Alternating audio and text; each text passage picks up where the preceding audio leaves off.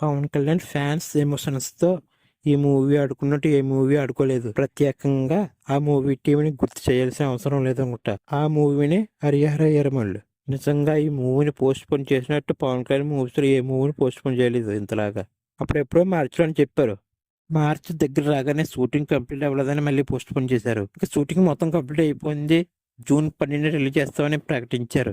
ఇంకా పవన్ కళ్యాణ్ ఫ్యాన్స్ కూడా జూన్ 12 వచ్చేస్తుందని అంత సంబరపడిపోయారు. పవన్ కళ్యాణ్ ఫ్యాన్స్ ఇంకేముంది, మూవీ ఇంకో 5-6 రోజులు రిలీజ్ అవుతుంది అనగా అందరికీ షాక్ ఇస్తూ మూవీని పోస్ట్ పోన్ చేశారు. మళ్ళీ ఈసారి ఏమో జూలై 24th పక్క రిలీజ్ చేస్తామని అంటున్నారు. అసలు ఈ మూవీ టీం ఏమనాలో కూడా అర్థం కావడం లేదు. అసలు మూవీని హైప్ కోసం పోస్ట్ పోన్ చేస్తున్నారా లేక షూటింగ్ ఇంకా కంప్లీట్ అవ్వక చేస్తున్నారా అన్నది కూడా క్లియర్గా అర్థం కావడం లేదు.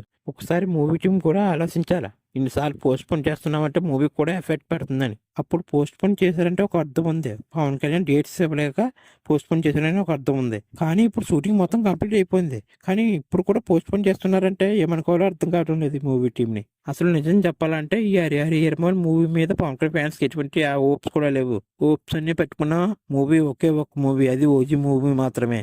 కానీ ఈ మధ్యలో ఈ Harihara Veeramallu pan India movie, భారీ బడ్జెట్ మూవీ అనడం వల్ల పవన్ కళ్యాణ్ ఫ్యాన్స్ హోప్స్ పెట్టుకున్నారు అంతే తప్ప ఈ మూవీ ఏదో ఓజీని మించిపోయేలా ఉంటుందని హోప్స్ మాత్రం పెట్టుకోలేదు.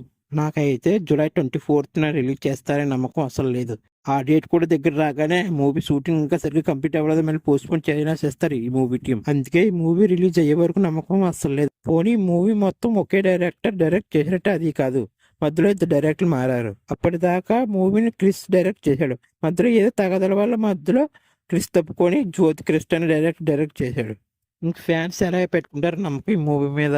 చూడాలి ఈ హరిహర వీరమల్లు చెప్పిన డేట్కి రిలీజ్ చేసి బ్లాక్ బస్టర్ కొడతారో లేదో అని.